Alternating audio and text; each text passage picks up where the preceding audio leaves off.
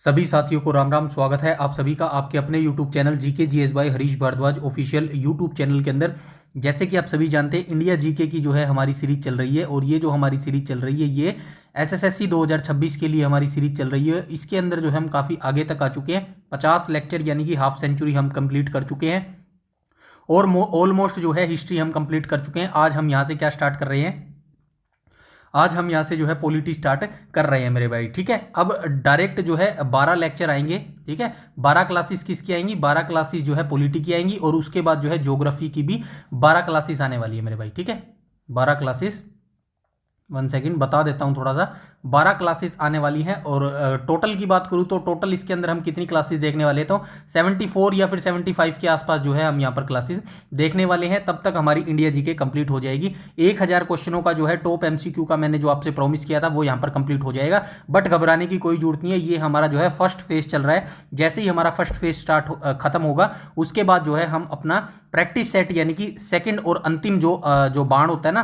तीर कमान में, वो वाला निकाल लेंगे मेरे भाई। ठीक है, अभी जब तक आपका जो है पीएमटी पीएसटी कंप्लीट नहीं हो जाते हरियाणा पुलिस के लिए, तब तक जो है हमारा जो फ्री इनिशिएटिव चल रहा था, ठीक है, फ्री इनिशिएटिव कितने मार्क्स का था, ये 60 मार्क्स का चल रहा था। इसको हम इतने जो है कंप्लीट कर लेते हैं मेरे भाई। ठीक है, इसके अलावा कोई भी अगर आपका डाउट क्वेरी सजेशन हो तो कमेंट सेक्शन में कमेंट करके बता देना। चलिए बता दीजिएगा। चलिए आज के वीडियो सेशन को स्टार्ट कर लेते हैं। बस वीडियो को लाइक और वीडियो को शेयर कर दिया करो मेरे भाई, इतना सा जो है कमिटमेंट मैं आपसे चाहता हूं। ठीक है, तो चलिए क्वेश्चन नंबर फर्स्ट के ऊपर चलते हैं बिना किसी टाइम वेस्ट के। क्वेश्चन नंबर फर्स्ट में क्या बोला गया पहले ही बता देता हूं। आज जो है क्वेश्चन थोड़े से आपको डीपली मिलने वाले हैं, थोड़े से आपको हार्ड मिलने वाले हैं, थोड़े से आपको लॉजिकली मिलने वाले हैं मेरे भाई। ठीक है, जो बेसिक बेसिक थे ना वो पहले फर्स्ट स्लॉट के अंदर हम कर चुके हैं। अब मैं जो है उन्हीं क्वेश्चनों के अंदर से थोड़ी सी इंफॉर्मेशन लेके आया हूं मेरे भाई। ठीक है, ये आपके लिए जरूरी है। आइए थोड़ा सा क्वेश्चन के अंदर चलते हैं, क्वेश्चन नंबर फर्स्ट को चलते हैं। ठीक है, क्वेश्चन नंबर फर्स्ट में क्या बोला गया है, अब तक राज्य के नीति निर्देशक तत्वों की सूची में कितनी बार वृद्धि की गई है। ठीक है, ऐसे क्वेश्चन ये मैंने खुद ने डिसाइड किया है भाई, थोड़ा सा डिफिकल्ट लेवल रखा जाए।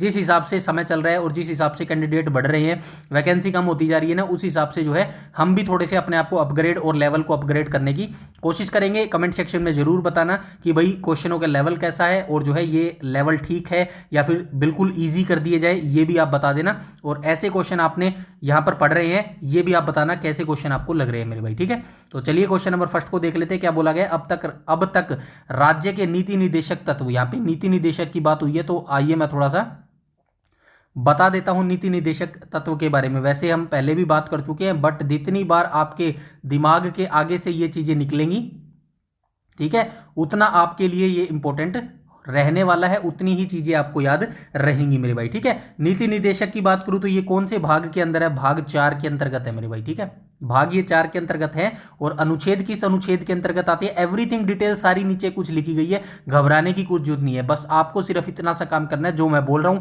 एक बार यहां पर सुन लो और दूसरी बार आपको जो है अपने तरीके से इस पीडीएफ को कंप्लीटली स्टार्ट से लेके एंड तक जो है रीड करना है मेरे भाई। ठीक है, अनुच्छेद की बात करूं तो जो डीपीएसपी है हमारे किस से किस अनुच्छेद के बीच में दिए गए, 36 से लेके 51 के बीच में ये दिए गए हैं। और किस देश से हमने इनको ग्रहण किया है, आयरलैंड से जो है हमने इनको ग्रहण किया है। ये वो बेसिक चीजें हैं जो सभी बच्चों को पता होती है। अब हम इसका आंसर देख लेते हैं। राइट ऑप्शन क्या हो जाएगा, ऑप्शन नंबर डी इसका जो है बिल्कुल राइट ऑप्शन हो जाएगा। अब तक हम राज्य के जो नीति निर्देशक तत्व है ना, इनकी सूची में कितनी बार वृद्धि कर चुके हैं, तो 4 बार जो है हम इसके अंदर वृद्धि कर चुके हैं। कब कब इसके अंदर वृद्धि की है, तो सबसे पहले हमने की थी 42वां संविधान संशोधन। कब हुआ था भाई 42वां संविधान संशोधन, ये हुआ था 1976 में हुआ था मेरे भाई। ठीक है, 1976 में हुआ था। किसकी रिकमेंडेशन पे हुआ था, स्वर्ण सिंह कमेटी के, स्वर्ण सिंह कमेटी के जो रिकमेंडेशन था ना, उसके बिहाफ पर जो है ये 42वां संविधान संशोधन 1976 किया गया था। और इसको क्या बोला जाता है, मिनी कॉन्स्टिट्यूशन जो है इसको बोला जाता है। इसके बाद सेकंड कब हुआ, सेकंड हुआ था मेरे भाई 44वां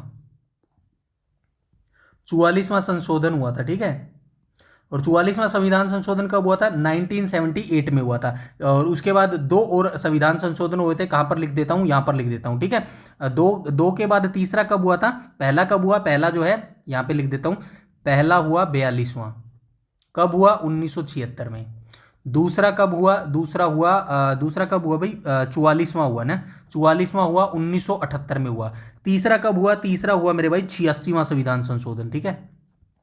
86वां संविधान संशोधन ये कब हुआ? ये 2002 में हुआ, ठीक है। इनके अंदर अनुच्छेद जोड़े गए थे, यही क्वेश्चन आपसे पूछने की कोशिश कर रहा है। ये चीजें आपको पता है, आई नो पता होगी, लेकिन मैंने जैसे कि बोला था वीडियो को स्टार्ट करने से पहले, अब क्वेश्चन के अंदर से थोड़ा सा डीपली मैं लेके आया हूं आपके लिए, ये जानना आपके लिए बहुत जरूरी है। इवन यहां से अगर आप पीसीएस लेवल की तैयारी कर रहे हैं ना, जिसको एचसीएस बोला जाता है, या फिर आरएएस की आप तैयारी कर रहे हो, या फिर आप यूपी पीसीएस की आप तैयारी करो, वहां पे इस तरीके के जो है क्वेश्चन पूछे जाते हैं मेरे भाई। अब 42वें संविधान संशोधन जो 1976 हुआ था ना, उसमें कौन कौन से अनुच्छेद जोड़े गए थे डीपीएसपी के अंदर, वो हम नीचे देखेंगे। 44वां जो संविधान संशोधन हुआ था 1978 में, इसमें कौन कौन से अनुच्छेद जोड़े गए थे डीपीएसपी में। 86वां संविधान संशोधन 2002 हुआ था, इसमें कौन से अनुच्छेद जोड़े गए थे डीपीएसपी के अंदर। उसके बाद जो चौथा संविधान संशोधन हुआ था, कब हुआ था? 97वां संविधान संशोधन हुआ था, कब हुआ था? 2011 में हुआ था। इस टाइम भी जो है कुछ अनुच्छेद जोड़े गए थे डीपीएसपी के अंदर। ये तो हो गई सारी बेसिक बात। अब हम देख लेते हैं कौन कौन से अनुच्छेद जोड़े गए थे। यहां तक सारी चीजें क्लियर है? चलिए आइए एक एक करके यहाँ पे दिखा देता हूँ। ये दिखाना जरूरी है, मेरा पढ़ना जरूरी है, यहाँ पर आपको सुनना जरूरी है, आपका बोर होना जरूरी है, सब जरूरी है, सिर्फ एक चीज के लिए, आपके सिलेक्शन के लिए। आई बात समझ में? चलिए एक एक करके पढ़ना स्टार्ट करते हैं। आप सभी जानते हैं भारतीय संविधान के भाग 4 के अंतर्गत क्या दिया गया है, हमारे डीपीएसपी दिए गए हैं। अनुच्छेद की बात करेगा तो आप 36 से 51 बताएंगे। इसके अंदर वर्णन किया गया है राज्य के नीति निर्देशक तत्व, जिनको इंग्लिश में डीपीएसपी बोला जाता है। अब तक 4 बार संशोधन के माध्यम से कुछ तत्व यानी कि कुछ अनुच्छेद जोड़े गए हैं और बदलाव किए गए हैं, ठीक है। तो चलिए देख लेते हैं। सबसे पहला संविधान संशोधन 42वां संविधान संशोधन अधिनियम के तहत, जो कि 1976 में हुआ था, जिसको मिनी कॉन्स्टिट्यूशन बोला जाता है। किसकी सिफारिश के रिकमेंडेशन पे? स्वर्ण सिंह कमेटी के रिकमेंडेशन पे, ठीक है। इस संशोधन द्वारा सबसे अधिक 4 निदेशक तत्व जोड़े गए थे मेरे भाई। कौन कौन से अनुच्छेद जोड़े गए थे? 42वें संविधान संशोधन 1976 के तहत अनुच्छेद 39 जोड़ा गया था, अनुच्छेद 39A जोड़ा गया था, अनुच्छेद 43A जोड़ा गया था, अनुच्छेद 48A जोड़ा गया था। मुझे उम्मीद है ये सारी लाइनें आप जरूर पढ़ेंगे, मैं यहां पर नहीं पढ़ के बताऊंगा मेरे भाई, ठीक है। जरूर आपको ये सारी लाइनें पढ़नी है, यकीन मानिएगा, यहीं से एग्जामिनर जो है क्वेश्चन आपसे पूछता है मेरे भाई। आई बात समझ में? इसके बाद हम चलते हैं। अब हमने देख लिया 42वां संविधान संशोधन अधिनियम 1976 के तहत कुछ अनुच्छेद जोड़े गए थे। अब ऐसा ही 44वें संविधान संशोधन अधिनियम 1978 के तहत कुछ अनुच्छेद जोड़े गए थे, जैसे कि अनुच्छेद 38 जो है, इनमें एक निदेशक तत्व जोड़ा गया था मेरे भाई, ठीक है। तो 44वां संविधान संशोधन अधिनियम 1978 के तहत जो है एक अनुच्छेद जोड़ा गया था, जो कि नाम है अनुच्छेद 38 जो है इसके अंदर जोड़ा गया था, ठीक है। उसके बाद 86वां संविधान संशोधन अधिनियम 2002 हुआ था। इसके तहत क्या जोड़ा गया था? इसने अनुच्छेद 45 की विषय वस्तु को बदल दिया था। अब इसमें प्रावधान है कि राज्य सभी बच्चों को 6 वर्ष की आयु पूरी करने तक प्रारंभिक बाल्यावस्था देखभाल और शिक्षा प्रदान करने का प्रयास करेगा। इससे पहले इसमें 14 वर्ष की अनिवार्य शिक्षा का प्रावधान था, जिसे अब अनुच्छेद 21 के तहत जो है मौलिक अधिकार बना दिया गया है। यहां तक सारी चीजें जो है क्लियर होनी चाहिए मेरे भाई, ठीक है। उसके बाद हम चलते हैं आगे एक और रह गया 97वां संविधान संशोधन अधिनियम 2011। इस संशोधन के द्वारा सहकारी समितियों से संबंधित एक नया निदेशक तत्व अनुच्छेद 43 भी, इसको क्या बोलते हैं? कोऑपरेटिव सोसाइटी बोलते हैं, जोड़ा गया था, ठीक है। आपसे ये भी पूछ सकता है डायरेक्ट, बताइए जो डीपीएसपी यानी कि राज्य के नीति निर्देशक सिद्धांत है, इसका अनुच्छेद 43 भी किससे संबंधित है? तो आपको बताना पड़ेगा ये किससे संबंधित है? सहकारी समितियों यानी कि कोऑपरेटिव सोसाइटी से जो है ये संबंधित है मेरे भाई, ठीक है। कोऑपरेटिव सोसाइटी से जो है ये संबंधित है। ऐसी भी चीजें आपको याद रखनी है। इसका मतलब ये है कुछ भी आपसे पूछा जा सकता है। ये जो मैंने विवरण आपको लिख के दिया है ना, ये एक जगह आपको कहीं नहीं मिलेगा, इसीलिए बोल रहा हूं ये काफी इंपॉर्टेंट रहने वाला है मेरे भाई। आई बात समझ में? इसके बाद हम चलते हैं क्वेश्चन नंबर 2 को देख लेते हैं मेरे भाई, ठीक है। एक एक करके चलेंगे, टाइम थोड़ा जरूर लगेगा, लेकिन यहां से आपकी बहुत चीजें क्लियर होने वाली है। एक तो आपका कंसेप्ट क्लियर होने वाला है, दूसरा आपकी जो होता है ना, क्या बोलते हैं उसको, एग्जाम के टाइम पे हार्ट बीट तेज हो जाती है कि भाई मैंने पढ़ा तो था लेकिन याद नहीं रहता, वो यहां से दूर होएगा। ऐसे तरीके से पढ़ने से जो है वो आपकी जो चिंता है ना वो दूर हो जाएगी मेरे भाई। और यकीन मानना, ऐसे कंटिन्यूसली पढ़ोगे ना तो सिलेक्शन भी ऐसे ही होगा मेरे भाई। शॉर्ट्स तरीके से कभी भी आपका जो है सिलेक्शन नहीं हो सकता। वो सारे तरीके आपको सिर्फ पॉलिश करने के काम आते हैं मेरे भाई, ठीक है। जो आजकल चले हुए हैं ना एआई वीडियो चले हुए हैं कि भाई एआई से सुनो, अट्रैक्टिव करके जो है वो वीडियो बनाई जाती है, आपको पढ़ने में मजा आता है। यकीन मानना एआई काम जरूर आसान कर देता है, मैं मानता हूं इस चीज को, लेकिन एआई जो आप उसको, फॉर एग्जांपल आपने पार्ट 1 दिया, मैं अभी थोड़ा सा आपको क्लियर ही कर देता हूं। आपने एआई को पार्ट 1 दिया, बहुत सारी एआई टूल्स हैं, यहां पे किस किस का नाम लूं मैं, सिर्फ एक एग्जांपल देने की कोशिश कर रहा हूं। पार्ट 1 आपको एआई ने, आपने एआई को दिया, ठीक है। तो एआई क्या करेगा, वो पूरे पार्ट को, जो मान लो कि 10 पेजेज है इसके अंदर, ठीक है, इस पार्ट 1 के अंदर कितने पेजेज है, 10 पेजेज है, तो एआई क्या करेगा, इसकी कंप्लीट समरी को जो है ब्रीफ कर देगा, मतलब कि 10 पेजेज को जो है वो 4-5-5 में जो है कवर कर देगा मेरे भाई। अब इस 4-5-5 में कवर करने का मतलब है वो हर चीज कवर नहीं करेगा, बहुत सारी चीजें ऐसी है जो स्किप भी कर देगा मेरे भाई। कहने का ये मतलब है कि अगर आपको डिटेल से सिलेक्शन लेना है ना, अच्छे तरीके से बिना किसी रिस्क के, तो आपको किताबें पढ़नी पड़ेगी। पहले आपको कौन सी किताबें पढ़नी पड़ेगी, पहले आपको एनसीईआरटी किताबें पढ़नी पड़ेगी, उसके बाद आपको स्टैंडर्ड किताबें पढ़नी पड़ेंगी, उसके बाद आप कुछ भी कर सकते हैं, उसके बाद आप चाहे तो शॉर्ट्स नोट्स पढ़ लो, उसके बाद या तो आप एआई वीडियो देख लो, कुछ भी कर लो, लेकिन ये 2 चीजें आपको जरूर करनी पड़ेंगी। चाहे आप किसी भी एग्जाम की तैयारी कर रहे हो, एसएससी, रेलवे, एचएसएससी, यूपीएससी और पीसीएस, किसी की भी तैयारी कर रहे हो, पहले आपको एनसीईआरटी पढ़नी ही पढ़नी पड़ेगी, सभी सब्जेक्ट की पढ़नी पड़ेगी, history, geography, polity, environment, economy, सबकी पढ़नी पड़ेगी मेरे भाई। आई बात समझ में। इसके बाद हम चलते हैं क्वेश्चन नंबर 2 को देख लेते हैं मेरे भाई।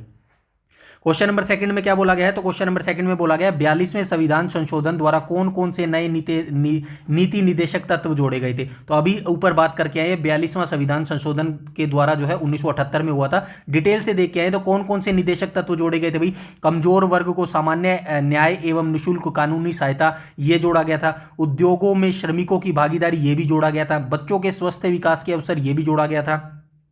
वन एवं वन्य जीवों की सुरक्षा, यह भी जोड़ा गया था। उपरोक्त सभी राइट ऑप्शन क्या हो जाएगा, ऑप्शन नंबर ई यहां पर बिल्कुल करेक्ट हो जाएगा। बिल्कुल डिटेल में नीचे लिख दिया गया है, यहां पे देखो, पढ़ने में कितना मजा आएगा। देखो 1976 में 42वें संविधान संशोधन अधिनियम के द्वारा राज्य के नीति निदेशक तत्वों में 4 निर्देशक तत्व संविधान के मूल स्वरूप का जो है विस्तार किया गया था। समान न्याय और निःशुल्क कानूनी सहायता किस में दिया गया है, अनुच्छेद 39A के अंदर दिया गया है। अब अनुच्छेद 39A क्या कहता है, यह सुनिश्चित करने के लिए कि गरीबी या किसी अन्य अक्षमता के कारण कोई नागरिक न्याय पाने से वंचित न रहे, राज्य गरीबों को मुफ्त कानूनी सहायता जो है प्रदान करता है। आपसे डायरेक्ट क्वेश्चन भी पूछ सकता है, बताइए राज्य के नीति निदेशक तत्व, राज्य के नीति निदेशक जो सिद्धांत है, इसमें किस अनुच्छेद के तहत जो है गरीबों को मुफ्त कानूनी सहायता प्राप्त की जाती है। तो आप बताएंगे अनुच्छेद 39A के तहत जो है गरीबों को मुफ्त कानूनी सहायता जो है प्रदान की जाती है। किसी भी तरीके से क्वेश्चन पूछ सकता है। मैं हमेशा कहता हूं लाइन सिर्फ एक ही है मेरे भाई, ये लाइन जो है ना ये एक ही है, लेकिन इसको पूछने के तरीके 10, 20, 50, 100 कितने भी हो सकते हैं मेरे भाई। ये आपके ऊपर डिपेंड करता है, जो आपने थ्योरी पढ़ी है, जो आपने डेफिनेशन पढ़ी है, वो कितनी क्लियर कट पढ़ी है। इसीलिए मैं बोलता हूं हर डेफिनेशन को आपको पढ़ना चाहिए, पहले एनसीईआरटी पढ़ना चाहिए और हर शब्द का आपको मतलब पता होना चाहिए, फिर कहीं से पूछ लो क्वेश्चन, कोई दिक्कत नहीं है। आई बात समझ में। उसके बाद चलते हैं, ये हो गया ना 39 हो गया। इसके बाद उद्योगों में प्रबंधन में श्रमिकों की भागीदारी, अनुच्छेद 43 से राज्य उद्योगों में लगे संगठनों या उपक्रमों के प्रबंधन में श्रमिकों की सहभागिता सुनिश्चित करने के लिए कदम उठाएगा। ये किसके अंतर्गत है, अनुच्छेद 43 के अंतर्गत है। बच्चों के स्वस्थ विकास के अवसर किसके अंतर्गत है, अनुच्छेद 39 क्लोज F के अंतर्गत है। बच्चों को स्वस्थ तरीके से और स्वतंत्रता व गरिमा की स्थिति में विकसित होने के अवसर और सुविधाएं दी जाएंगी। पर्यावरण, वन और वन्य जीव आप सभी जानते हैं अनुच्छेद 48 के अंतर्गत जो है ये दिया गया है। अनुच्छेद 50 के अंतर्गत क्या दिया गया है, कोई बता सकता है। अनुच्छेद 50 के अंतर्गत कार्यपालिका का जो है न्यायपालिका से पृथक्करण, ये किसके अंतर्गत दिया गया है, अनुच्छेद 50 के अंतर्गत दिया गया है। कार्यपालिका, ये क्वेश्चन मोस्टली पूछा जाता है, याद रखना। आपसे डायरेक्ट पूछा जाता है, बताइए जो है कार्यपालिका का न्यायपालिका से पृथक्करण, न्यायपालिका से पृथक्करण यानी कि सेपरेशन किस अनुच्छेद के तहत है।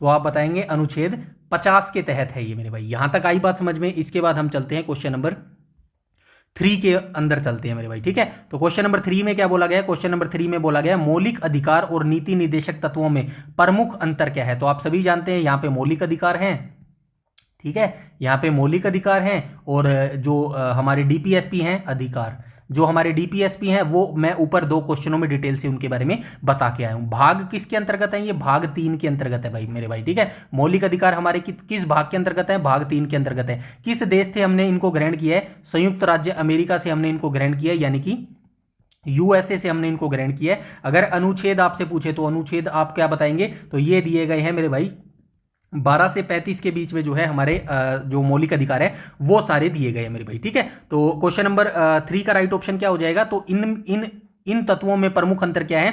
डीपीएसपी पर मौलिक अधिकारों को वरीयता। तो इसका क्या मतलब है? डीपीएसपी पर मौलिक अधिकारों की वरीयता, यानी कि जो हमारे राज्य की नीति निदेशक सिद्धांत है इनके ऊपर मौलिक अधिकारों को प्रेफरेंस पहले मिलती है। बिल्कुल सही बात है भाई, आप सभी जानते हैं जो हमारे मौलिक अधिकार है वो तो अर्जेंट है, डीपीएसपी तो ऐसे हैं लागू करो या ना करो, ये तो सिचुएशन देख के लागू किए जाते हैं। उसके बाद फंडामेंटल राइट नकारात्मक है, बिल्कुल सही बात है। डीपीएसपी सकारात्मक है, ये भी सही बात है। डोंट वरी, थ्योरी नीचे दिखाने वाला हूं क्यों है ऐसा।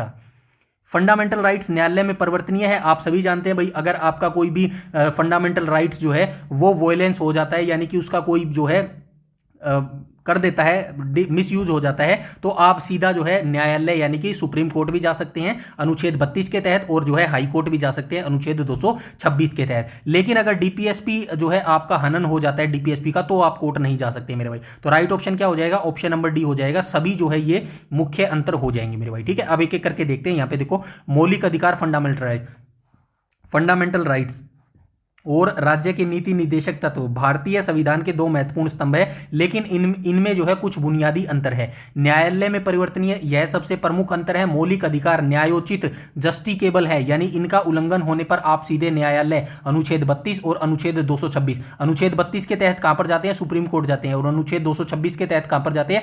हाई कोर्ट जा सकते हैं मेरे भाई। ठीक है, इसके विपरीत निदेशक तत्व गैर न्यायोचित है, इन्हें लागू करवाने के लिए सरकार को मजबूर नहीं किया जा सकता मेरे भाई। ठीक है, प्रकृति की बात करूं तो नेचर कैसा है? मौलिक अधिकार अक्सर राज्य की शक्ति पर प्रतिबंध लगाते हैं, इसीलिए उन्हें नकारात्मक माना जाता है। ठीक है, जैसे राज्य भेदभाव नहीं करेगा। निदेशक तत्व राज्यों को कुछ करने का निर्देश देते हैं, इसीलिए यह सकारात्मक है। सिंपल सी चीज है। वरीयता, आप प्रेफरेंस हम देख चुके हैं, यहां से आप प्रेफरेंस भी देख लेना मेरे भाई। आई बात समझ में? ये सारी पीडीएफ बहुत इंपॉर्टेंट रहने वाली है, वीडियो बहुत इंपॉर्टेंट रहने वाली है। और मैं तो कहूं जो मेरा फ्री इनिशिएटिव चल रहा है ना, फ्री इनिशिएटिव, और ये कब से चल रहा था? अगस्त से चल रहा है। अभी देख लो 8-9 महीने हो गए, सिर्फ मैं अकेला चला रहा हूं। और भाई इतना जो है आपके लिए कर रहा हूं सिर्फ, और यहां से मुझे सच बताऊं ऑनेस्टली इतनी कोई इनकम हो नहीं रही है जितना कभी आपको लगता होगा कि भाई अच्छे खासे पैसे जनरेट हो रहे हैं। बिल्कुल भी नहीं हो रहा है, सच्चाई बता रहा हूं। सिर्फ आपके लिए कर रहा हूं। जो आप कॉमेंट्स नीचे करते हो ना, उससे दिल इतना जो है प्रसन्न हो जाता है, इतना खुश हो जाता है ना, इतनी एनर्जी बढ़ जाती है कि और मैं इतना ही काम आपके लिए करना चाहता हूं मेरे भाई, और कर भी रहा हूं। इन फ्यूचर में आप देखोगे जब हम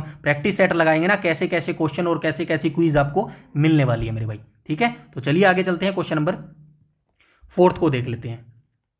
4 में बोला गया क्या नीति निदेशक तत्वों पर गांधीवादी विचारधारा का प्रभाव है? हाँ बिल्कुल है भाई। जो हमारी नीति निदेशक तत्व हैं, जो हमारे डीपीएसपी है, क्या इन पर गांधीवादी विचारधारा का प्रभाव है? हाँ है, लेकिन केवल कुछ पर है। याद रखना, यहाँ पे दोनों ऑप्शन दिए गए हैं, हाँ और केवल कुछ पर।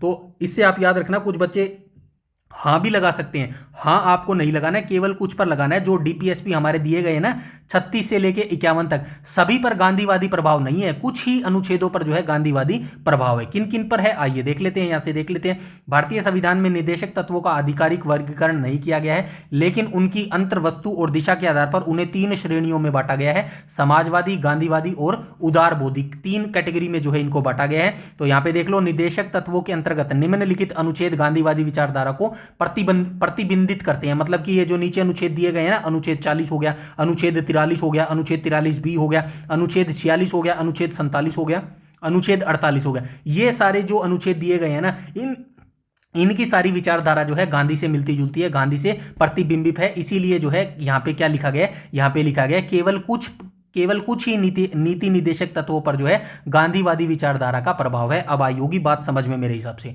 आई ना बात समझ में? चलिए आ गई तो बहुत अच्छी बात है। बस इनको डिटेल से आप एक एक करके पढ़ लेना मेरे भाई। ठीक है, ये लिखा गया है आपके पढ़ने के लिए लिखा गया है, अदरवाइज मेरा दिमाग खराब नहीं है कि मैं अपना टाइम वेस्ट करके इतनी सारी डिटेल आपके लिए लिख के भाई टाइम वेस्ट करूंगा मेरे भाई। ठीक है, तो मुझे उम्मीद है आप बहुत बेहतरीन इंसान हो, बहुत बेहतरीन जो है स्टूडेंट हो। मैं हमेशा कहता हूं जो भी आप पढ़ाई कर रहे हो ना, जो भी आप तैयारी कर रहे हो, सिर्फ ये सोच के मत किया करो कि आपको एग्जाम क्रैक करना है।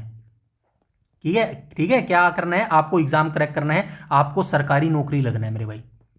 सिर्फ ये सोच के आप तैयारी मत करो भाई, मेरा तो ऐसा मानना है। आपको क्या सोचना चाहिए, आपको ये सोचना चाहिए कि मैं अपनी लोड्स ऑफ नॉलेज, मतलब जो आपकी नॉलेज है ना उसको बढ़ा रहा हूं। ये चीजें कभी भी काम आ सकती है मेरे भाई, समझ रहे हो मेरी बात को। अब अभी एक बात बताऊं, एक 12th फेल फिल्म आई थी मेरे भाई, आपने देखी होगी, एक 12th फेल फिल्म आई होगी, ठीक है। उसमें एक एग्जाम्पल देता हूं, आपको अच्छे तरीके से समझ आएगा। उसमें जो हीरो होता है ना, जो हीरो होता है जो आईएएस बन जाता है, ठीक है, आईएएस बन जाता है ना, वो गरीब घर का लड़का होता है, उस पर फोकस मत करना, वो तो सभी ने फोकस किया। जो मैं समझाने की कोशिश कर रहा हूं ना उस पर फोकस करना, और यकीन कह रहा हूं 99 बच्चों ने जो है उस चीज पर फोकस नहीं किया होगा। उसमें जो है जो ये गरीब बच्चा, जो वो हीरो होता है, क्या नाम होता है, मेसी शायद उसका नाम होता है, बैकग्राउंड में मैं नाम है, एग्जैक्ट मुझे नाम नहीं पता, कैरेक्टर पता है, ठीक है। जो हीरो होता है जो आईएएस बन जाता है वो, और एक इसका दोस्त होता है जो उसको लेके आता है मध्य प्रदेश से, उसका दोस्त ही लेके आता है ना ट्रेन में, दिल्ली लेके आता है। तो उसका दोस्त एक बार जेल में चला जाता है, जेल में चला जाता है, आपने फिल्म देखी है तो पता होगा, वो जेल में चला जाता है, वो पुलिस वाले उसको पकड़ के ले जाते हैं, वो जेल के अंदर बंद हो जाता है। लेकिन जब ये आईएएस वाला जो हीरो होता है वो जाता है जेल के अंदर और उसको दबा के जो है कठिन शब्दों में उसको समझाता है कि आपने जो है इस जो है अधिकारों का उल्लंघन किया है, आपने ऐसे नहीं अरेस्ट कर सकते। वो जो इंफॉर्मेशन उसके सामने बताता है ना, उस पुलिस वाले की जो है टाइट हो जाती है मेरे भाई। क्यों टाइट हो जाती है? क्योंकि उस बंदे को नॉलेज थी, ये जो हीरो होता है ना आईएएस बनता है, इसको नॉलेज होती है। मैं यहीं पर यही सिखाने की आपको कोशिश कर रहा हूं। सिर्फ सरकारी नौकरी तो लगने की मत सोचो, वो तो लगी ना लगी वो तो किस्मत की बात है यार। देखो किस्मत की भी होती है, देखो आप ये मत सोचना कि भाई मेहनत की है तो लग जाओगे, कुछ रोल किस्मत का कुछ प्रतिशत होता है, ये मेरे साथ घटित हुआ है, ऑनेस्टली बोल रहा हूं मेरे भाई, ठीक है। लेकिन आप अपनी तैयारी करो, सिर्फ ये सोच के मत करो कि मेरे को सरकारी नौकरी लगना है, मैं रट्टा मार के निकल जाऊंगा। इन फ्यूचर में ये चीजें आपके बहुत काम आने वाली हैं। जिस हिसाब से हमारा टाइम पीरियड अभी चला हुआ है ना, कितनी चीजों का मिसयूज किया जाता है हमारे लोगों का, किसी को पता ही नहीं होता चीजें क्या कर रहे हैं। पुलिस वाला आपके ऊपर कोई भी केस डाल देगा, जब तक आपको उस चीज का पता ही नहीं होगा, आपके साथ कुछ भी कर लो, पता थोड़ी चलेगा आपको। इसीलिए बोल रहा हूं चीजों को समझा करो मेरे भाई। आई बात समझ में? चलिए अब चलते हैं क्वेश्चन नंबर 4 हो गया था क्या? हाँ 4 हो गया था। क्वेश्चन नंबर 5 पर चलते हैं मेरे भाई, ठीक है। क्वेश्चन नंबर 5 पर चलते हैं। अच्छा, ये जो मैंने आपको एग्जांपल दिया ना समझाने वाला, क्यों समझना जरूरी है, इसी के बिहाफ पर जो मैं आपकी आईपीसी सीआरपीसी जो अभी चेंज हुई है ना, सीआरपीसी 2023 वाले अब लागू हो गए हैं, पुराने वाला सारा खत्म कर दिया है। ये बनाने में जो मेरा टाइम वेस्ट हो रहा है ना, जितना मेरे को टाइम लग रहा है अभी तक, तो मैं दे देता इनको आराम से, अगर मेरे को सिंपली देना होता, आपको रट्टा मरवाना होता तो। लेकिन मैं यहां पर एक एक शब्द, जो कानूनी शब्द होता है ना, उनको बिल्कुल आसान भाषा में तोड़कर एक एक करके लिख रहा हूं। इसीलिए इस प्लेलिस्ट में टाइम लग रहा है मेरे भाई, क्योंकि मैं सिर्फ हरियाणा पुलिस के लिए इस प्लेलिस्ट को नहीं क्रिएट कर रहा, मैं इन फ्यूचर के लिए, जब भी आपका पुलिस से कोई सामना हो या कहीं पर भी बात आए, तो आपको आईपीसी सीआरपीसी पता होना चाहिए, आपकी कानून ने आपको क्या क्या शक्तियां दी है, कौन आपका मिसयूज कर रहा है, ये सारी चीजें पता होनी चाहिए। इसीलिए इसके अंदर टाइम लग रहा है मेरे भाई। और जिस दिन ये प्लेलिस्ट लॉन्च होगी ना, आप खुद कहोगे इतने आसान तरीके से भाई आज तक नहीं पढ़ा था मेरे भाई। आई बात समझ में? चलिए चलते हैं क्वेश्चन नंबर 5 को देख लेते हैं। क्वेश्चन नंबर 5 में एक बोला गया, अनुच्छेद 51 के अनुसार राज्य किन अंतर्राष्ट्रीय नीतियों को पालन करेगा भाई? तो अनुच्छेद 51 एक किसका हिस्सा है? डीपीएसपी का हिस्सा है मेरे भाई, ठीक है। सबसे पहले ये याद रखेंगे, ये डीपीएसपी का हिस्सा है। और किन अंतर्राष्ट्रीय नीतियों का पालन करेगा? तो मध्यस्थता द्वारा विवाद निपटाने की अंतर्राष्ट्रीय नीति को यह पालन करेगा। ऑप्शन नंबर डी यहां पर बिल्कुल करेक्ट हो जाएगा। यहां पे आइए देख लेते हैं। भारतीय संविधान का अनुच्छेद 51 राज्य के नीति निर्देशक तत्वों का अंतिम अनुच्छेद है। आप सभी जानते हैं 36 से 51 के बीच में डीपीएसपी दिए गए हैं। यह भारत की विदेश नीति के आधार पर स्तंभों को परिभाषित करता है। इसके अनुसार राज्य निम्नलिखित प्रयासों को बढ़ावा देगा। अंतर्राष्ट्रीय शांति और सुरक्षा 51A क्या कहता है? अंतर्राष्ट्रीय स्तर पर शांति और सुरक्षा की अभिवृद्धि करना। न्यायपूर्ण और सम्मानजनक संबंध 51B कहता है विभिन्न राष्ट्रों के बीच न्याय संगत और सम्मानजनक संबंधों को बनाए रखना। ये सारे जो है, जो हमारी विदेश नीति है उनके बारे में बताया गया है मेरे भाई, ठीक है। तो ये चीज याद रखना। यहाँ पे नोट में क्या लिखा गया? यदि विकल्प में उपर्युक्त सभी होता तो वह सबसे स्ट्रिक होता। अच्छा क्या कह रहा है ये? अच्छा, अंतर्राष्ट्रीय शांति और सुरक्षा, अच्छा ये कहने की कोशिश कर रहा है, ये जो चारों है ना अनुच्छेद 51A के अनुसार, ये चारों सही हैं। बस यहाँ पे अगर उपयुक्त सभी लिखा होता ना, यानी कि ऑल लिखा होता, तो आंसर क्या होता? सभी हो जाता मेरे भाई। लेकिन यहाँ पे क्या दिया गया? मध्यस्थता द्वारा विवाद निपटाना, ये सबसे उचित आंसर इसको लगा, इसीलिए यहाँ पे ये बताया गया है मेरे भाई, ठीक है। तो 51D में क्या लिखा गया? ये देखो, मध्यस्थता, अंतर्राष्ट्रीय विवादों को मध्यस्थता द्वारा निपटाने के लिए प्रोत्साहन देना, ये इसका जो है इसने सही आंसर बताया है मेरे भाई, ठीक है। तो याद रखना, ये सारी चीजें जो है आपको एक बार दिमाग के आगे से निकालनी है, क्या पता स्टेटमेंट बेस भी बना के दे दे मेरे भाई, ठीक है। इसके बाद हम चलते हैं क्वेश्चन नंबर 6 को देख लेते हैं। क्वेश्चन नंबर 6 के अंदर बोला गया है, न्यायपालिका और क्या कार्यपालिका के पृथक्करण का उल्लेख किस अनुच्छेद में? अभी ऊपर बता के आया हूं, अनुच्छेद 50 के अंतर्गत। अनुच्छेद 50 ढूंढो, कहां पर आ जाएगा अनुच्छेद 50, कहाँ गया, ये रहा अनुच्छेद 50। अनुच्छेद 50 जो है ऑप्शन नंबर डी यहां पर जो है बिल्कुल करेक्ट हो जाएगा मेरे भाई, ठीक है। और अनुच्छेद 45 किससे संबंधित है, पहले क्वेश्चन में हम देख के आए हैं, 6 वर्ष से कम आयु के बच्चे, 6 वर्ष से कम आयु के बच्चों की शिक्षा,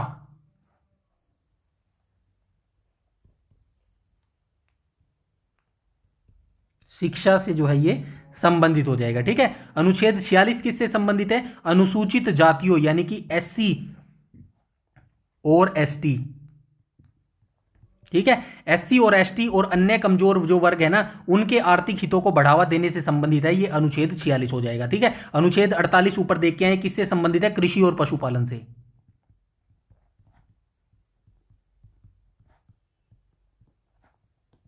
कृषि और पशुपालन से जो है ये संबंधित हो जाएगा। ये तीनों को याद रखना और पूरी डिटेल क्वेश्चन नंबर 6 के बारे में यहां पे लिख दी गई है, इसको बस आपके पढ़ लेना मेरे भाई, ठीक है।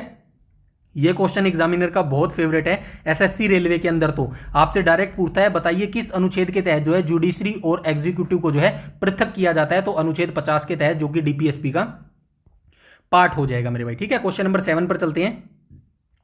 क्वेश्चन नंबर 7 में क्या बोला गया, क्वेश्चन नंबर 7 में बोला गया संविधान संशोधन प्रक्रिया किस भाग व अनुच्छेद में है, तो आप सभी जानते हैं भाग कौन सा हो जाएगा, भाग हो जाएगा मेरे भाई 20वां भाग हो जाएगा, ठीक है। भाग हो जाएगा 20वां, ऑप्शन नंबर डी यहां पर बिल्कुल करेक्ट हो जाएगा। तो भाग 20 अनुच्छेद 68, अनुच्छेद 368 किससे संबंधित है, संविधान संशोधन से संबंधित है, ठीक है। संविधान संशोधन से ये संबंधित हो जाएगा मेरे भाई, ठीक है। उसके बाद हम चलते हैं आगे, और यहां पे क्या दिया गया है, एक दिया गया है भाग, ये दिया गया है अनुच्छेद 239, ये किससे संबंधित है, केंद्र शासित प्रदेश के प्रशासन से संबंधित है, ठीक है। केंद्र शासित प्रदेशों के प्रशासन से संबंधित। आई बात समझ में, यहां तक सारी चीजें क्लियर हैं। इसके बाद हम चलते हैं आगे मेरे भाई, ठीक है। क्वेश्चन नंबर 8 को देख लेते हैं, और प्लीज ये सारी चीजें आप पढ़ लेना, अगर नहीं पढ़ सकते तो प्लीज कमेंट सेक्शन में बता दिया करो, मैं खुद पढ़ दूंगा मेरे भाई। आई बात समझ में, मेरा यही मानना है, जितनी बार आप अपने मुंह से बोलोगे ना चीजों को, और जितनी बार आप अपने आंखों के आगे से निकालोगे, उतनी चीजें आपको याद रहेगा। मैं एक ही बार बोलता हूं हमेशा, सिर्फ आपको क्या करनी है, रिवीजन, रिवीजन और रिवीजन मेरे भाई, ठीक है। मल्टीपल टाइम आपको रिवीजन करनी है, जब तक आपका एग्जाम नहीं हो जाता तब तक सिर्फ आपको रिवीजन रिवीजन रिवीजन ही करनी है मेरे भाई, ब्रेक लेना ही नहीं है मेरे भाई। आई बात समझ में, तो ये सारा आप यहां पर बैठ के पढ़ लेना मेरे भाई। उसके बाद हम चलते हैं क्वेश्चन नंबर 8 के ऊपर। क्वेश्चन नंबर 8 के अंदर बोला गया है संविधान में संशोधन कितने प्रकार से किया जा सकता है, तो संविधान में संशोधन कितने प्रकार से किया जा सकता है मेरे भाई, कोई बता सकता है कितने प्रकार से किया जा सकता है, तो संविधान में संशोधन 3 प्रकार से किया जा सकता है मेरे भाई, ठीक है। 3 प्रकार कौन कौन से हैं, एक तो होता है भाई जो है साधारण बहुमत के द्वारा,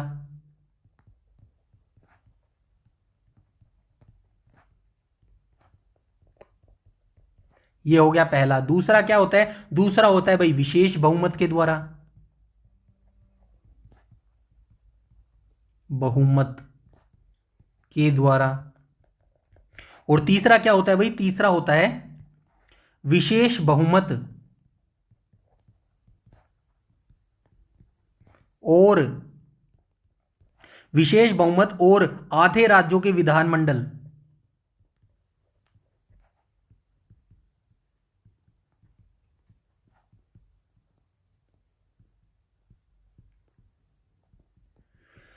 विधानमंडलों की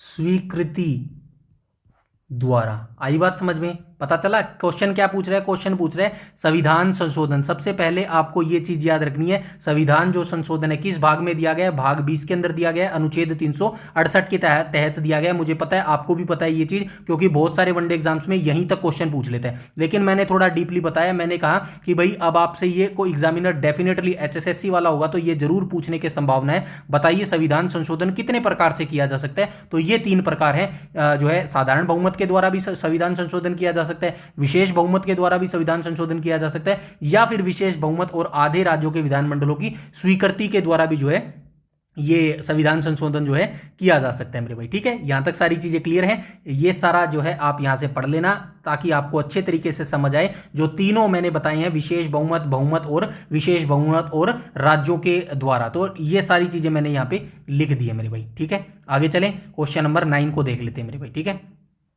क्वेश्चन नंबर 9 में बोला गया संविधान संशोधन विधेयक कहां प्रस्तुत किया जा सकता है। तो संविधान संशोधन जो विधेयक होता है कहां प्रस्तुत किया जा सकता है? क्या लोकसभा में प्रस्तुत किया जा सकता है, क्या राज्यसभा में प्रस्तुत किया जा सकता है, या फिर संयुक्त बैठक, या फिर किसी भी स्तर में? तो राइट ऑप्शन क्या हो जाएगा? ऑप्शन नंबर डी यहां पर बिल्कुल करेक्ट हो जाएगा। जो भारतीय संविधान का अनुच्छेद है 368। ठीक है, 368 में क्या दिया गया है? संविधान संशोधन दिया गया है। अब फटाफट से आप मुझे एक कमेंट सेक्शन में जो है आंसर बताओ। संविधान संशोधन ना, संविधान संशोधन की जो प्रक्रिया है ये हमने किस देश से जो है उधार ली है, किस देश से हमने इनको अडेप्ट किया है, ये फटाफट जो है आप कमेंट सेक्शन में कमेंट करके बता दो मेरे भाई। ठीक है, संविधान संशोधन, चलिए इसके बारे में थोड़ा सा देख लेते हैं। अनुच्छेद 368 के तहत संविधान संशोधन की प्रक्रिया के संबंध में विवरण दिया गया है, शक्तियों का जो है स्पष्ट विवरण दिया गया है। प्रारंभ, संविधान संशोधन विधेयक संसद के किसी भी सदन, राज्यसभा या फिर लोकसभा में पेश किया जा सकता है। इसके लिए अनिवार्य नहीं है कि केवल लोकसभा में लाया जाए, जैसे कि धन विधेयक। ये चीज आई होप आपको पता होगा, एग्जामिनर ये चीज बहुत पूछता है, जैसे कि धन विधेयक। धन विधेयक आपसे क्वेश्चन डायरेक्ट पूछा जा सकता है, बताइए जो धन विधेयक होता है वो निम्नलिखित में से किस सदन में पेश किया जा सकता है? राज्यसभा, लोकसभा, दोनों, या फिर इनमें से कोई नहीं? तो आपको याद रखना, हमेशा धन विधेयक जो है वो लोकसभा में ही पेश किया जा सकता है, राज्यसभा में पेश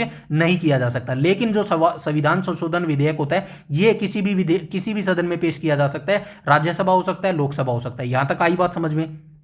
इसके बाद चलते हैं आगे। प्रस्तुतकर्ता, यह विधेयक किसी मंत्री द्वारा या किसी गैर सरकारी सदस्य द्वारा पेश किया जा सकता है। इसके लिए राष्ट्रपति की पूर्व अनुमति की आवश्यकता नहीं होती है। पारित होना, विधेयक को दोनों सदनों से अलग अलग विशेष बहुमत द्वारा पारित होना अनिवार्य है मेरे भाई। यहां तक सारी चीजें क्लियर हैं। इसके बाद हम चलते हैं क्वेश्चन नंबर 10 को देख लेते हैं। क्वेश्चन नंबर 10 में बोला गया, क्या संशोधन विधेयक को राष्ट्रपति की संस्तुति आवश्यक है? क्या संशोधन जो विधेयक होता है इसको राष्ट्रपति की संस्तुति जो होती है वो आवश्यक होती है? हाँ, नहीं, कुछ अनुच्छेदों के लिए, या फिर सभी में? तो राइट ऑप्शन क्या हो जाएगा? ऑप्शन नंबर बी यहां पर बिल्कुल करेक्ट हो जाएगा। ऊपर हम देख के आए हैं, इसको जो है राष्ट्रपति की संस्तुति की आवश्यकता नहीं होती है। क्यों नहीं होती है? यहां पे देखो, संविधान संशोधन की प्रक्रिया के संबंध में राष्ट्रपति की भूमिका के बारे में दो मुख्य बातें महत्वपूर्ण है। प्रस्तुत करने से पहले, मतलब जो विधेयक होता है ना उसको प्रस्तुत करने से पहले, मतलब कि सदन में आने से पहले क्या होता है? संविधान संशोधन विधेयक को संसद के किसी भी सदन में पेश करने के लिए राष्ट्रपति की पूर्व सिफारिश या संस्तुति की आवश्यकता नहीं होती है। यह साधारण विधेयकों की तरह ही पेश किया जा सकता है। इसके विपरीत धन विधेयक या राज्य की सीमा परिवर्तन संबंधी विधेयकों के लिए पूर्व अनुमति चाहिए होती है। आई बात समझ में? पूर्व अनुमति का यह मतलब है, अगर विधेयक कौन सा है, अगर विधेयक धन विधेयक है, अगर विधेयक राज्य की सीमा परिवर्तन करने से संबंधित है, तो आपको राष्ट्रपति की पहले परमिशन लेनी होगी, उसके बाद ही वो विधेयक पेश किया जाएगा मेरे भाई। आई बात समझ में? लेकिन इसके अलावा कोई नॉर्मल विधेयक है ना, तो आपको राष्ट्रपति की जो है परमिशन लेने की जरूरत नहीं है, आप डायरेक्ट उसको पेश कर सकते हो। यहां तक सारी चीजें आई थिंक समझ आई होगी, इसको भी आप पढ़ लेना मेरे भाई। ठीक है, आगे चलते हैं। 24वां, अच्छा यहां पे क्या लिखा गया, ये इंपॉर्टेंट लाइन है, इसको याद रखना। 24वां संविधान संशोधन हुआ था 1971 में। इस संशोधन के द्वारा यह अनिवार्य, इंपॉर्टेंट कर दिया गया कि राष्ट्रपति संविधान संशोधन विधेयक पर अपनी सहमति देने के लिए बाध्य है। वे न तो इस पर अपने पास रख सकते हैं और न ही जो है पुनर्विचार के लिए संसद को वापस भेज सकते हैं। इसका क्या मतलब है बता देता हूं। पहले क्या होता था कि भाई जो संशोधन विधेयक आता था ना, उसको राष्ट्रपति क्या कर सकता था, भाई राष्ट्रपति को लगता है कि भाई इसके अंदर कुछ कमी है तो वो दोबारा जो है विचार करने के लिए भेज सकता था। लेकिन 24वां संविधान संशोधन किया गया ना 1971 में, इसने क्या परमिशन दी? इसने ये परमिशन दी कि भाई जो भी विधेयक राष्ट्रपति के पास हम भेजेंगे ना, जैसे कि ये राष्ट्रपति है, ठीक है, ये राष्ट्रपति है, ये जो है नॉर्मल लोग हैं, इन्होंने जो है संशोधन विधेयक जो है राष्ट्रपति के पास भेज दिया। ये कब की कंडीशन बता रहा हूं? 24वां संविधान संशोधन की बता रहा हूं। 24वां संशोधन 1971 के तहत, ठीक है। इसके बाद जो है इन लोगों ने जो है एक संशोधन विधेयक जो है राष्ट्रपति के पास भेज दिया। अब राष्ट्रपति क्या करेगा? इसको वापस नहीं कर सकता, इसको अपने पास नहीं रख सकता, इसको क्या करेगा? इसको बस साइन ही करना पड़ेगा और इसके पास कोई ऑप्शन नहीं है। ये कहता है 24वां संविधान संशोधन 1971 मेरे भाई। यहां तक आई बात समझ में? इसके बाद हम चलते हैं क्वेश्चन नंबर 11 को देख लेते हैं। क्वेश्चन नंबर 11 में बोला गया है संशोधन विधेयक राज्य विधानमंडलों को कब भेजा जाता है। तो जो संशोधन विधेयक होता है राज्य विधानमंडलों को कब भेजा जाता है, पहले तो ये जो है लोकसभा और राज्यसभा में जाएगा, उसके बाद कहाँ जाता है, राज्य विधानमंडलों के पास जाता है। तो कब भेजा जाता है, राष्ट्रपति की संस्तुति से पहले भेजा जाता है, संस्तुति के बाद भेजा जाता है, किसी भी समय भेज सकते हैं, या फिर प्रस्तुति से पहले भेजा जाता है। तो राइट ऑप्शन हो जाएगा ऑप्शन नंबर ए यहाँ पर बिल्कुल करेक्ट हो जाएगा। जो संशोधन विधेयक होता है ये विधानमंडलों को कब भेजा जाता है, राष्ट्रपति की संस्तुति से जो है ये पहले भेजा जाता है मेरे भाई। ठीक है, यहां तक सारी चीजें क्लियर हैं। इसके बाद हम चलते हैं क्वेश्चन नंबर 12 के ऊपर। ये सारी चीजें आप प्लीज पढ़ लेना। चलिए मैं बता देता हूं, भारतीय संविधान के अनुच्छेद 368 में संशोधन की एक विशिष्ट प्रक्रिया दी गई है। जब कोई संशोधन विधेयक संघीय ढांचे से संबंधित होता है तो उसे राज्य के पास भेजने का समय और क्रम निश्चित होता है मेरे भाई। ठीक है, संसद द्वारा पारित होना, सबसे पहले विधेयक को संसद के दोनों सदनों लोकसभा और राज्यसभा द्वारा अलग अलग विशेष बहुमत से पारित किया जाना अनिवार्य है। राज्यों का अनुसमर्थन, यदि संशोधन संघीय मामलों जैसे राष्ट्रपति का चुनाव, केंद्र राज्य शक्तियां आदि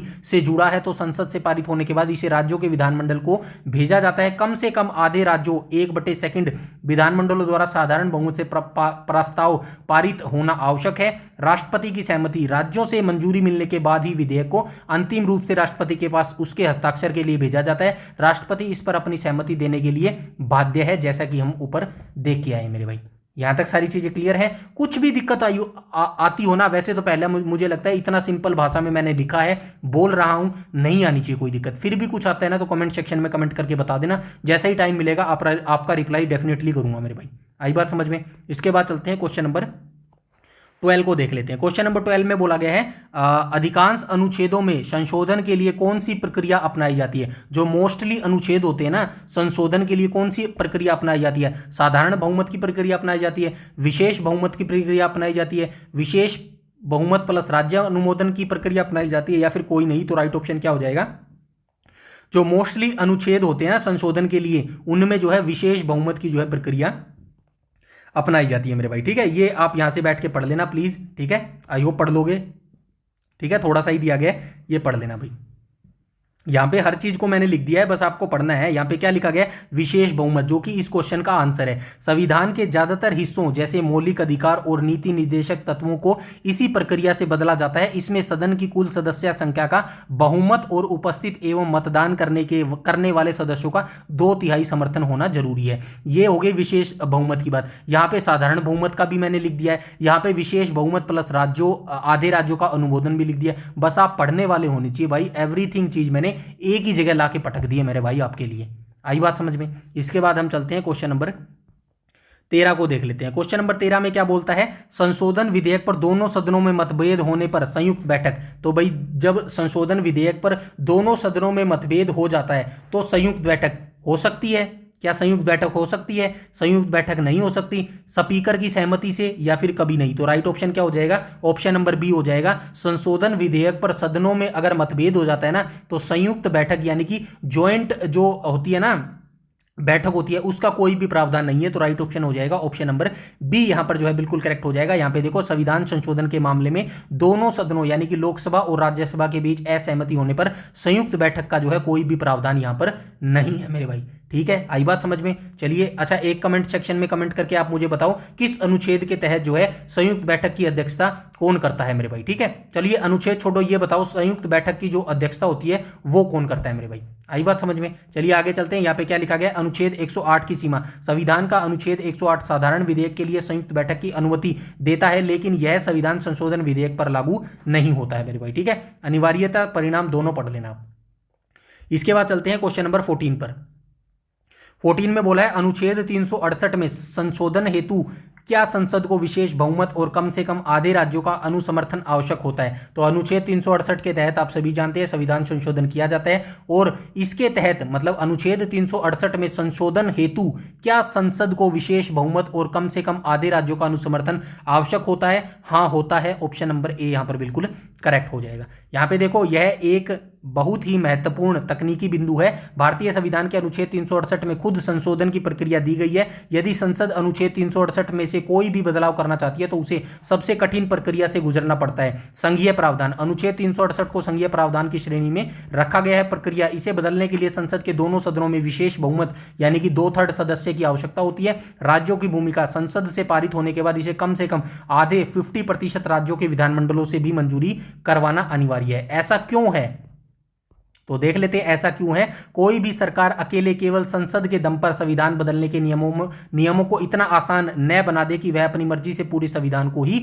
बदल दे। मेरे भाई समझ रहे हो क्या कहने की कोशिश कर रहा है, मतलब कि राज्यों की जरूरत क्यों पड़ती है, क्यों पड़ती है, इसीलिए पड़ती है सरकार अकेले, मतलब जो सेंटर है ना, हमारा सेंटर, केंद्र बोलते हैं, वो अकेले संसद के दम पर संविधान बदलने के नियमों को इतना आसान न बना दे कि अपनी मर्जी से ही कोई भी संविधान को बदल दे। इसीलिए राज्यों की सहमति यहां सुरक्षा कवच का जो है काम करती है। यहां तक सारी चीजें आई थिंक क्लियर होनी चाहिए मेरे भाई, ठीक है। उसके बाद चलते हैं क्वेश्चन नंबर 15 के ऊपर। और क्वेश्चन नंबर 15 क्या है, पहला संवैधानिक संशोधन अधिनियम कब बना था? 1951 में हुआ था, आप सभी जानते हैं मेरे भाई, ठीक है। यहां पे क्या लिखा गया है, भारत के संविधान में प्रथम संशोधन अधिनियम वर्ष 1951 में पारित किया गया था। यह संशोधन तत्कालीन अंतरिम संसद के द्वारा जो है किया गया था। 9वीं अनुसूची, इस संशोधन के माध्यम से, किस संशोधन के माध्यम से, 1951 संशोधन के माध्यम से 9वीं अनुसूची जोड़ी गई थी। इसका मुख्य उद्देश्य जमींदारी अनुमूलन और भूमि सुधार कानूनों को अदालतों में चुनौती दिए जाने से बचाना था मेरे भाई, ठीक है। यहां से ये चीजें भी आप पढ़ लीजिएगा। आगे चलते हैं क्वेश्चन नंबर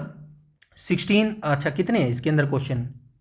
अच्छा ये लास्ट ही है क्या? चलिए कोई बात नहीं, एक क्वेश्चन बचा है, इसको भी फटाफट से हम देख लेते हैं। किस वर्ष संविधान में सर्वाधिक संशोधन किए गए थे? तो आप सभी जानते हैं 1976 व 1978। ढूंढ लो, ये नहीं होगा, ये नहीं होगा, ये नहीं होगा। ऑप्शन नंबर बी यहां पर बिल्कुल करेक्ट हो जाएगा। 42वां संविधान संशोधन 1976 को मिनी कॉन्स्टिट्यूशन बोला जाता है। किसकी रिकमेंडेशन पे किया गया था? स्वर्ण सिंह कमेटी की रिकमेंडेशन पे किया गया था। उसके बाद 1978 कौन सा था? 44वां संविधान संशोधन था 1978। इन दोनों में ही जो है सर्वाधिक संविधान संशोधन किए गए थे। यहां तक सारी चीजें क्लियर होनी चाहिए और ये बैठ के आप पूरा पढ़ भी लीजिएगा मेरे भाई, ठीक है। यहां पे वर्ष 1978 44वां संशोधन है, यहां पे वर्ष 1976 42वां संशोधन है मेरे भाई।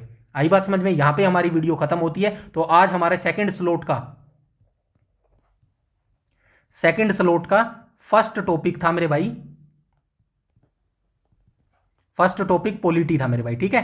क्लास नंबर कौन सी थी? क्लास नंबर 51 थी। और ये कहां तक चलेगी? ये 62 तक चलेगी मेरे भाई, ठीक है। उसके बाद ज्योग्राफी स्टार्ट हो जाएगी और उसके बाद जो है हम इसको लॉक कर देंगे इस सीरीज को, ठीक है मेरे भाई। यहां तक सारी चीजें क्लियर है। बस वीडियो को ज़्यादा से ज़्यादा लाइक कर दिया करो, वीडियो को शेयर कर दिया करो। आप ही जो है मेरे मोटिवेशनल हो, आप ही मेरा बूस्टअप हो, आप ही मेरी एनर्जी हो मेरे भाई, ठीक है। यूट्यूब तो अपने को प्रोमोट करेगा नहीं जब तक हम पैसे नहीं देंगे, सीधी सी बात है मेरे भाई, साफ कहना सुखी रहना, ठीक है। आप ही प्रोमोट कर सकते हो, जैसे ही आप लाइक करोगे, शेयर करोगे, कॉमेंट करोगे ना अच्छे अच्छे, तब यूट्यूब को जबरदस्ती ये चीज़ें करनी पड़ेगी मेरे भाई। फॉर एग्जाम्पल आपको बताता हूँ, आप मेहनत करोगे, आपने मेहनत करी, 3 महीने मेहनत करी, रिजल्ट आपको नहीं मिला। आपने 6 महीने मेहनत करी, रिजल्ट नहीं मिला। लेकिन आप पिछले 1-2 साल से मेहनत करते आ रहे हो ना, तो मेहनत को भी, किस्मत को भी फिर झुकना पड़ेगा। आपको जो है आपका आउटपुट देना पड़ेगा, सिंपल सी बात है। ऐसे समझा करो हर चीज़ को मेरे भाई, ठीक है। तो वीडियो को दबा के लाइक करा करो, वीडियो को लाइक और शेयर दबा के किया करो मेरे भाई। और इसकी PDF जो है वो आपको हमारे टेलीग्राम चैनल पर मिल जाएगी, जिसका लिंक इसी वीडियो के डिस्क्रिप्शन में आपको मिल जाएगा। वीडियो कैसी लगी ये भी आप जो है कमेंट सेक्शन में जरूर बताइएगा। इस वीडियो में इतना ही रखते हैं। और इस वीक जो है हमारी लास्ट वीडियो आने वाली है, किसकी? लास्ट वीडियो आने वाली है कंप्यूटर सीरीज की मेरे भाई, ठीक है। जिसके अंदर हम क्या करने वाले हैं? पाइथन करने वाले हैं। पाइथन लैंग्वेज हम इसके अंदर करने वाले हैं। और इसके बाद जो है हमारी कंप्यूटर सीरीज खत्म हो जाएगी और उसके बाद जो है हमारी साइंस की सीरीज स्टार्ट हो जाएगी मेरे भाई। आई बात समझ में? तो आज के लिए इतना ही रखते हैं, मिलते हैं नेक्स्ट वीडियो में बहुत जल्द। तब तक के लिए धन्यवाद।